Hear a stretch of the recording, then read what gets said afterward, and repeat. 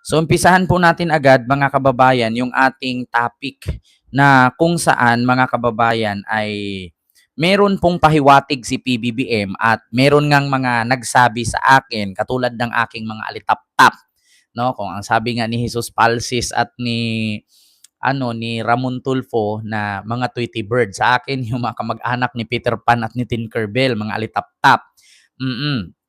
So tinatanong ko talaga yung aking mga sources, mga kababayan, ang sabi nga nila, meron daw malaking twist. Sabi ko, ano ba ibig sabihin ng malaking twist na yan? Sabi nila, hindi sa ngayon kasi mahirap daw magbitaw ng salita at mahirap daw magbigay ng pahayag ng baka hindi daw matuloy. Pero according sa aking mga alitaptap mga kababayan, nagbigay daw ng pahiwatig si PBBM na kung meron man siyang i-endorso at kung meron mang sasalo sa kanyang pwesto bilang Pangulo sa 2028 ay ang kanyang i-endorso ay yung anti-corruption din ang adhikain. Anti-corrupt o sa madaling salita, galit sa corrupt. Or transparency. So ngayon mga kababayan, ang nasa isip ko agad, ang pumapasok agad sa isipan ko, pag sinabi mong anti-corrupt, si Leni yan. Pag sinabi mong transparency, si Leni yan. Kaya sabi ko, sana itong sinabi ng aking mga source at ng aking mga alitaptap na sinasabi nilang transparency at sinabi nilang big twist, ay sana hindi magkakamali yung nasa isipan ko. Kasi kung pag sinabi mong anti-corruption, dalawang tao ang may adhikain yan. Either si Trillanes, si Leni Robredo, na mga tumatakbo sa mataas na posisyon sa pagkapangulo. No? Kasi mga kababayan, ito po pakinggan po natin yung balita ng News 5 na ang sabi nga ni PBBM, sa ngayon, wala pa daw siyang i-endorso pero kung meron man, anti-corrupt na politician ang pambatong i-endorso niya sa 2028 na pambatong laban kay Sara o katunggali ni Sara. Pakinggan natin. Nako, mga kababayan, kakaiba ito. Ma'am Junalyn. Maaga pa raw para masabi ni Pangulong Bongbong Marcos kung sino ang ipanlalaban niya sa dating unit team na si Vice President Sara Duterte para sa 2028 presidential elections. Ang sigurado, ang i-endorso niya raw ay yung patuloy ang laban kontra korupsyon. Nasa frontline ng... So narinig nyo mga kababayan. So dito pa lang, naglabas ng pahiwatig si PBBM na ang sunod niyang i-endorso ay ipagpatuloy ang kanyang pinaglalaban, yun ay ang anti-corruption. Kaya sa totoo lang mga kababayan, ang pumasok agad sa isipan ko, walang iba, si Leni Robredo yan. Kaya nga sabi ko sa inyo, malaking twist ito. Bakit? Ito sa totoo lang, ang politiko kasi, ang presidential position, mga kababayan, kahit sinong politiko, hindi aayawan yan. Ito real talk lang mga kababayan. Ito, syempre, politics ang ating pinag-uusapan. So, usapang politika, ito yung real talk na usapang politika talaga, posisyon. Mga kababayan, kahit sino pong politician, no, maskin sa barangay nga, yung chairman position, pinag-aagawan. Yan pa kayang presidential position? Hindi mo kakagatin? Ganito yan mga kababayan, napakasimple. Sabi ng aking mga alitaptap ay, malaking twist ang mangyayari. So, meron daw malaking twist na mangyayari. Kaya nga sabi ko, sa totoo lang, noong panahon ng kasagsagan, na alam ni Leni, ni Mama Leni, na hindi talaga siya mananalo kay BBM at kay Sara. Kasi una, ito mga kababayan, real talk lang. Hindi ako political analyst pero sa tagal ng nagko-content ko sa politika, ang dami kong natutunan, ang dami kong nakikita. Una, kung imagine ninyo at isipin yung mabuti, noong kasagsakang 2022 election, naglaban si Isko, si Leni, si BBM, si Pacquiao. Noong kasagsagan na yon, alam ni Leni Robredo na mahihirapan siyang ipanalo ang kanyang sarili, si Isko at si Pacquiao. Dahil sitting position ang tatay ni Sara na si Digong. Malamang sa malamang, pag i-endorso ni Digong si Sara, damay si BBM. Pag i-endorso ni BBM ni Digong si BBM, damay si Sara. So alam po natin mga kababayan na napakahirap, hindi pa po nangyari sa kasaysayan ng Pilipinas na ang inendorso ng presidente na kasalukuyang nakaupo ay hindi na nanalo. Kung meron man sa 10 presidenteng nag-endorso, siguro 7 ang pasok, 3 lang ang hindi napapasok. Mga kababayan.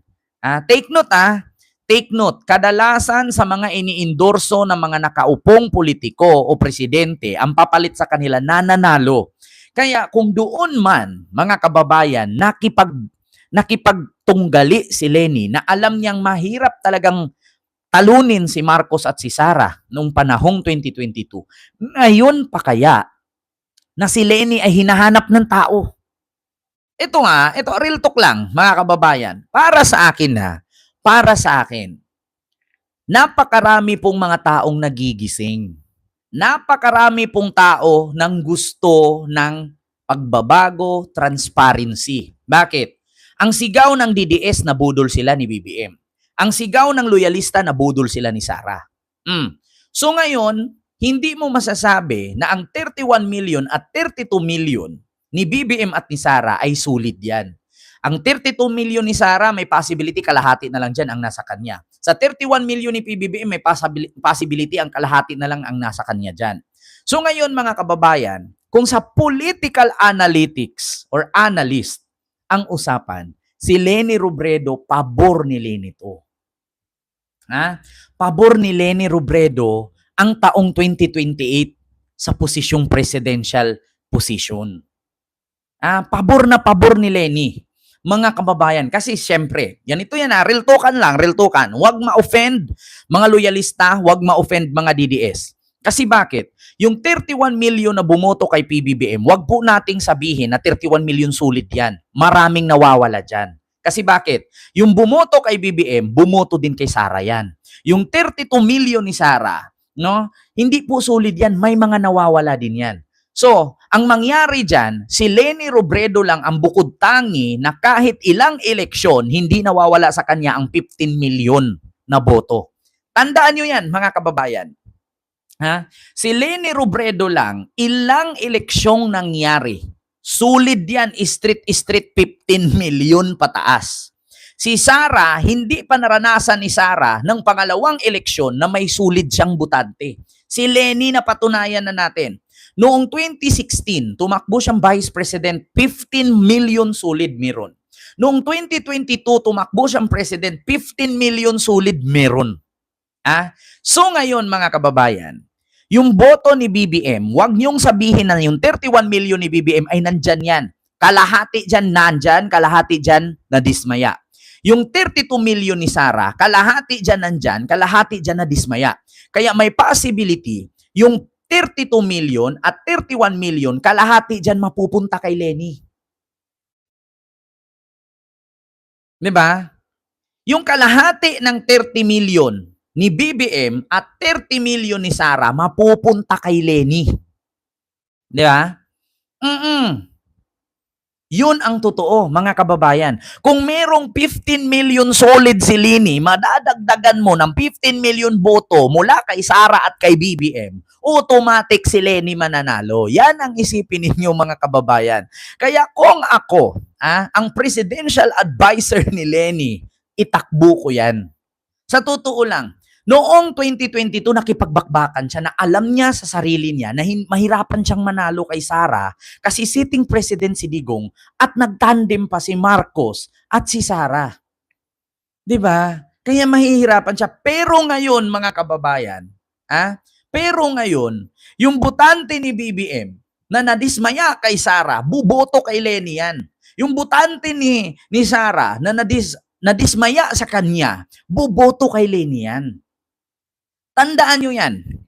Yung 15 million ni Sara at 15 million ni PBBM, may possibility doon kay Leni buboto yan. Yung 15 million ni Leni, solid yan eh. Tandaan ninyo, kung may boto si BBM na 30 million, may boto si Sara na 32 million, si Leni may nananatiling 15 million mula pa 2016. May possibility magiging 30 million yan. Yan ang katotohanan, mga kababayan. Tandaan ninyo hindi pa nag-endorso si Leni, 45% na ang tandem nila ni Tulfo. Yan ang tandaan ninyo hindi pa nag-endorso si Leni. Kaya sa totoo lang mga kababayan, sabi sa akin ng aking mga alitap-tap, malaking big twist ang mangyayari. Malaking twist ang mangyayari. Kaya sa totoo lang mga kababayan, ito yung sabi ni BBM. Pakinggan natin sa News 5. Pakinggan natin. Pakinggan. Ng balitang yan, si Maricel Halili. Masyado pang maaga pero meron ng mga pangalang lumulutang na posibleng tumakbong presidente sa 2028. Sa ngayon, bukod tanging si Vice President Sara Duterte pa lang ang nagsabing kakandidato siya. Natanong tuloy si Pangulong Bongbong Marcos, sinong ipangtatapat niya laban sa kanyang dating ka-unity team. Will certainly endorse a candidate in the 2028 elections. Who that is, I cannot tell you because even I don't know. So, maaga pa eh. It's a little early for that. And we don't know. We will certainly provide the best candidate. Sa ngayon, kung pagbabasihan ng mga survey, si VP Sara ang nangunguna. Sunod si Naga City Mayor Leni Robredo na nagsabi na noon na wala siyang balak tumakbo sa national position. Natanong ulit si PBBM tungkol sa mga survey na yan. How do you feel when you see surveys showing that Vice President Duterte is the leading preference to succeed you? I don't really worry about surveys, quite frankly. I don't really, because of course I see them, but it doesn't make any difference to me. I don't change my decision because of the survey. I don't change direction because of the survey. I take a decision because that's what I feel is a proper decision to make. Para naman sa Pangulo, ano naman ba ang katangian ng sinasabi niyang best candidate? Sa ngayon, meron ng dalawang bagay na nabanggit si PBBM na hinahanap niya sa susunod na presidente. Isa na riyan ay yung taong kayang ituloy ang laban ng kanyang administrasyon kontra korupsyon. The candidate I will endorse will be somebody who I am confident will continue what we have begun in terms of the anti-corruption measures. Ang isa pang katangian ay nabanggit na noon ni Pangulong Marcos. Dapat daw maalam sa ekonomiya. Sinabi niya yan ilang araw matapos ang viral niyang pink na medyas nang makipagkita siya kay Mayor Robredo. Sabi ko Somebody who understands economics. Because Understands economics. that's the first thing. That's the life of the person who understands. Di ba? Sabi ko nga sa inyo mga kababayan kung criteria lang ang ating pagbabasihan, presidente na nakakaintindi sa ekonomiya, si Sara Lagapak dyan. Presidente na nakakaalam sa ekonomiya, Leni Robredo. Kasi bakit? Leni Robredo is one or part of economics. Yan ang isa sa kanyang mga pinaglalaban noon. 'Di ba? Ni Leni Robredo kung naalala ninyo, si Leni Robredo naging guest speaker pa sa Harvard dahil diyan sa economics. About sa pangyayari, about sa ekonomiya ng ating bansa. Take note mga kababayan, kung pagbabasihan lang natin yung intelihente na pang-iisip, wala si Sara diyan. Sabi ko sa inyo, kung matalino at gusto ng mga tao na pagbabago sa ating bansa, alam nyo, sa totoo lang, nakakahiya si Sara. Kung si Sara ang piliin ninyo. Sabi nga ni Manny Pacquiao, hindi po kasalanan ng mga nakaupong presidente yan. Kasalanan na ng mga buboto yan. Kasi kung i-compare mo lang sa sinabi ni PBBM, kailangan anti-corruption. Kay Sara ba may anti-corruption ba?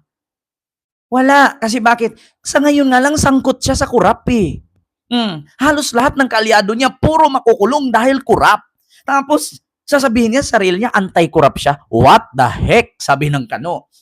Tapos pagdating sa economics, anong meron si Sara? Diyos ko po. Anong alam niya sa ekonomiya?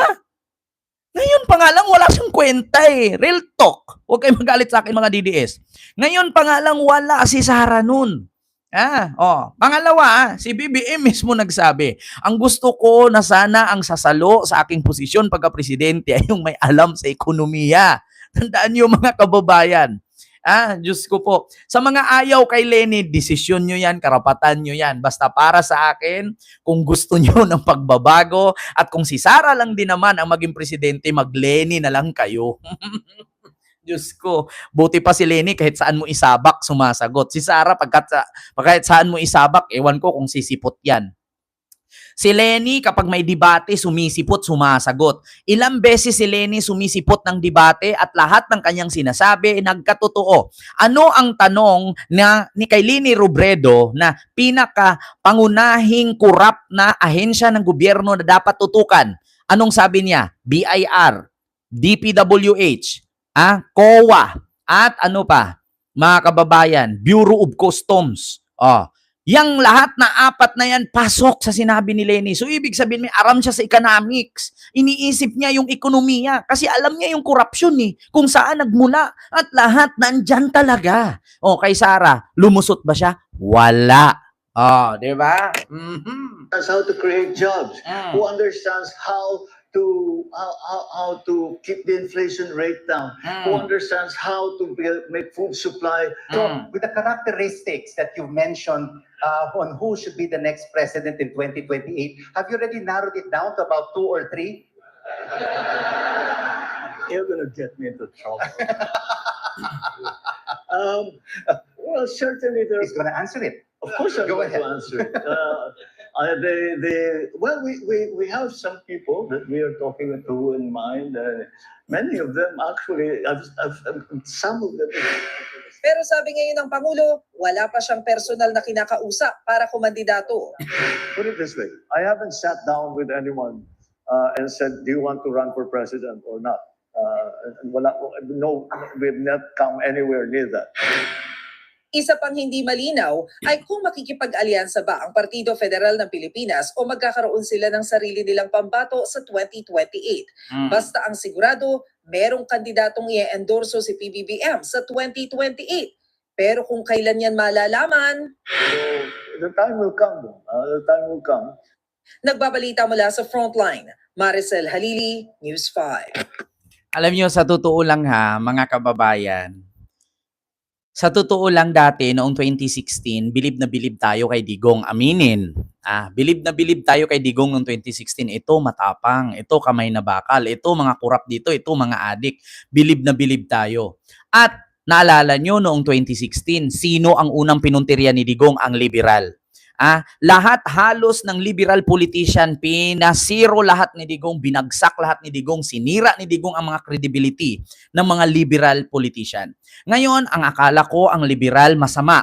Pero noong ichinik ko yung kanilang mga credential, yung kanilang mga record, kadalasan sa liberal, walang pagnanakaw, hindi sangkot sa korupsyon, at higit sa lahat, hindi kriminal.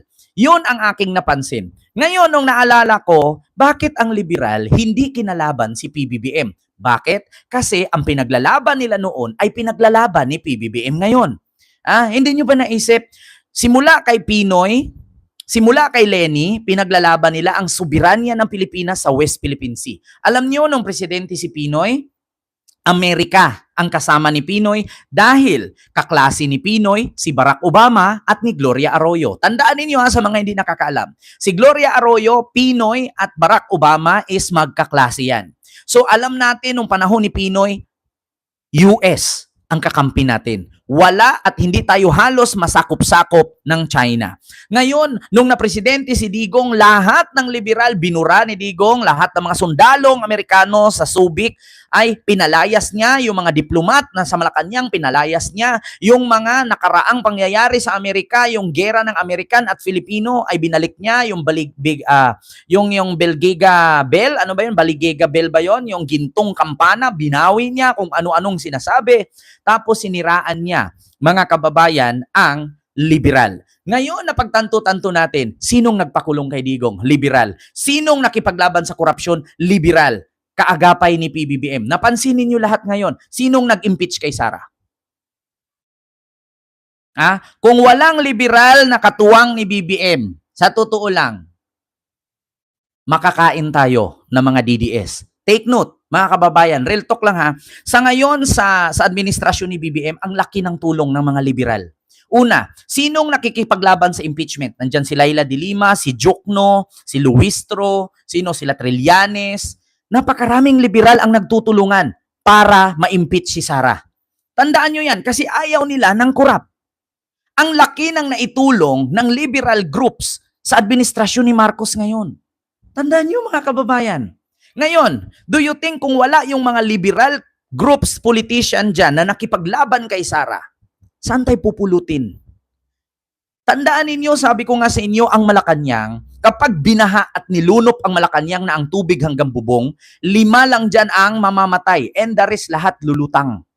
5 o 10 tao lang ang mamamatay dyan. The rest lulutang. Puro plastic. At puro papet ni Digong. Hawak sa liig ni Digong yan.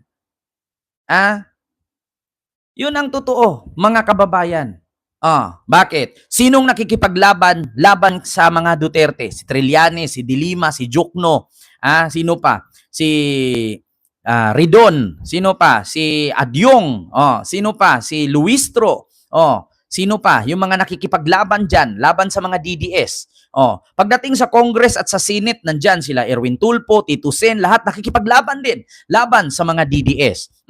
Kung wala ang Senate at Congress na tumulong kay PBBM para sugpuin ang korupsyon at katiwalian, kabulastugan nitong mga puppet ni Digong, bagsak ang pamumuno ni PBBM. Tandaan nyo yan, ang laki ng natulong ng liberal kay PBBM this time. Doon na tayo sa kalaban, sa totoo lang kalaban ng liberal si Marcos.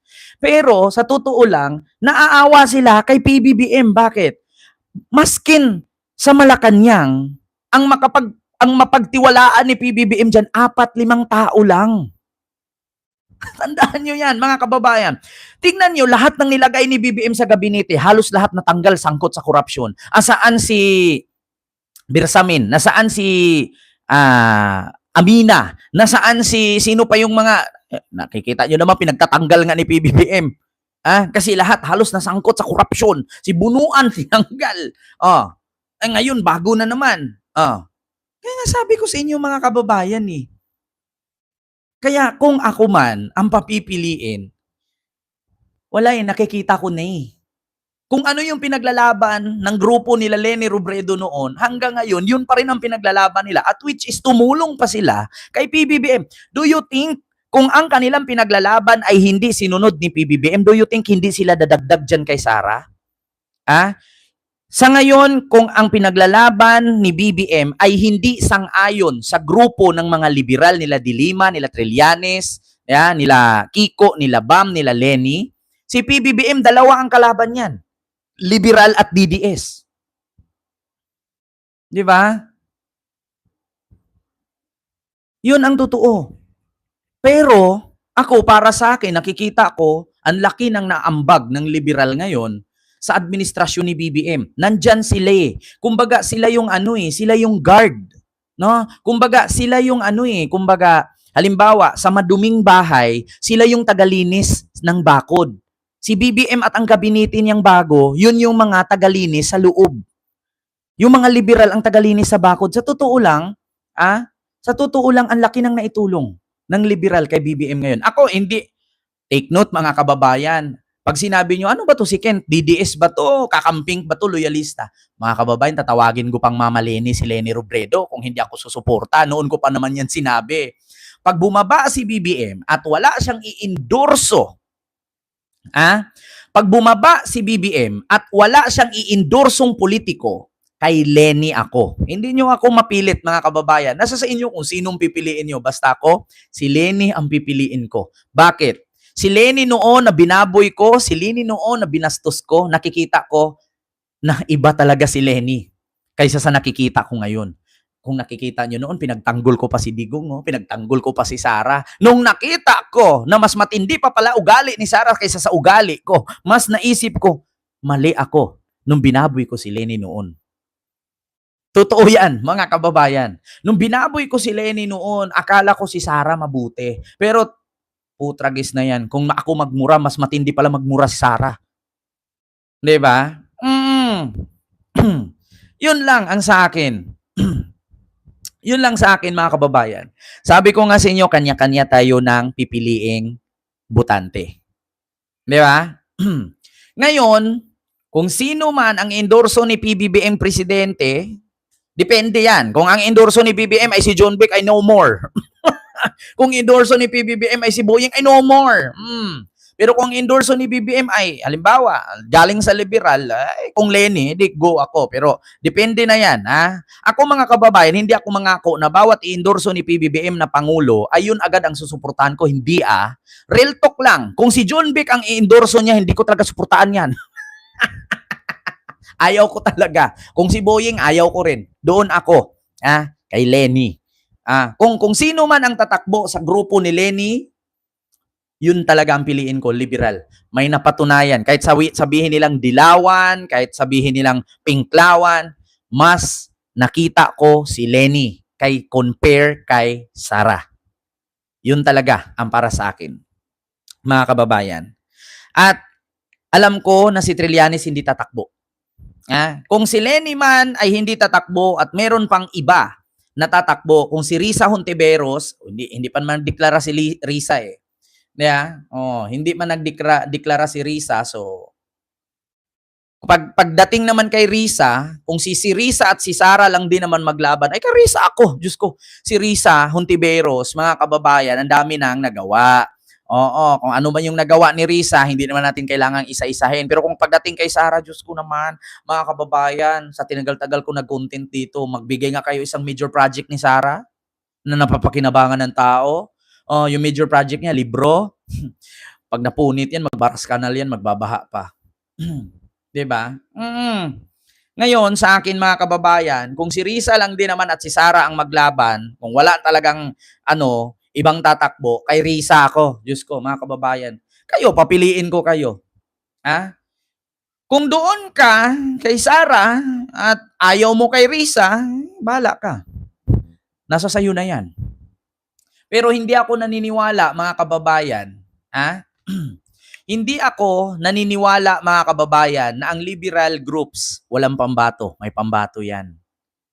Mga kababayan.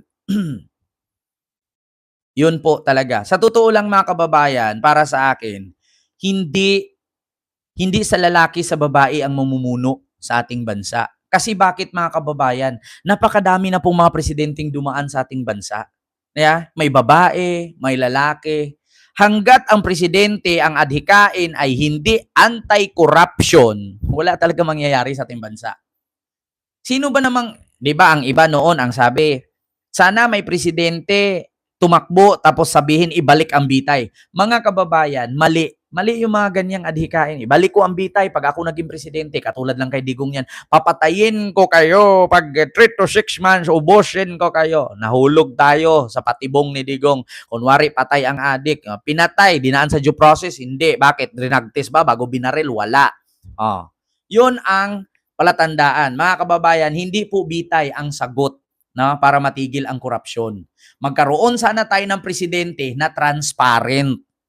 Kasi kung sabihin mo, bitay ang kanyang adhikain or kanyang isusulong para siya'y manalong presidente, paano kung kaalyado niya mayroong problemang korupsyon? Pag kaalyado niya, hindi niya ibibitay yun. Pero kung transparency ang pinaglalaban, makaalyado mo man yan, makalaban mo man yan, pag transparency ang pag-uusapan, wala kang takas dyan. Hindi bitay ang sagot sa korupsyon. Kasi kung korupsyon bitay, halimbawa ako, presidente, kasamahan ko nakagawa ng korupsyon. Do you think ipapabitay ko yon? Hindi. Bakit? Kasamahan ko yan Pero sa transparency, wala kang takas dyan. Makasamahan ko man yan o makalaban ko man yan, pag i-transparent mo yan, masisilip Wala kang takas, transparency na nga Di ba? Sa bitay, Diyos ko, ang bitay kasi, may possibility kasi dyan sa bitay. Sa mahihirap lang ma-implement yan. Paano kung maraming pera yung kalaban mo? Maibitay mo ba? Alam nyo, yung shabu nga sa ating bansa, hindi matigil-tigil Kasi bakit? Yung mga dadaanan ng shabu, bigyan mo lang yan 10 tali. Eto, 10 million, palusutin mo yung 1 kilong shabu. Putang ina, nakakalusot. Hindi pa ako pinanganak, may shabu na sa Pilipinas. Hindi matigil-tigil ang shabu. Bakit? Sa Bureau of Customs, sa immigration, bibigyan mo lang ng isang tali yan, makakalusot yan. I-transparency mo yan. Tignan natin kung makakalusot. Unang i-transparency mo, Bureau of Customs, Immigration, BIR, COA, DPWH. Transparent mo yan. Patutal mo tanan yan. Kung magtugma ang tutal nila at hindi magtugma sa COA, ibig sabihin may katiwaliang nangyayari. Yeah? Transparency ang kailangan natin, hindi bitay. Yan, mga kababayan, ang totoo. Kasi sa bitay-bitay, kaya mong bayaran eh. Kaya mong bayaran, mga kababayan. Transparency. Diba? Transparency ang kailangan. Yan ang totoo, mga kababayan. Una, transparency. Pangalawa, may takot sa Diyos. Pangatlo, mahal ang buhay ng bawat tao. Yan ang dapat maging presidente sa ating bansa. Transparency, may takot sa Diyos, pahalagahan ang buhay ng tao. Hindi yung pag nakita, patayin mo yan, iligpit mo yan para matahimik, tanggalin mo yan. Walang ganun, mga kababayan. Idaan sa tamang proseso. Yan ang makapagbabago sa ating bansa, ang transparency. Yeah? So yun po yun, aking reaksyon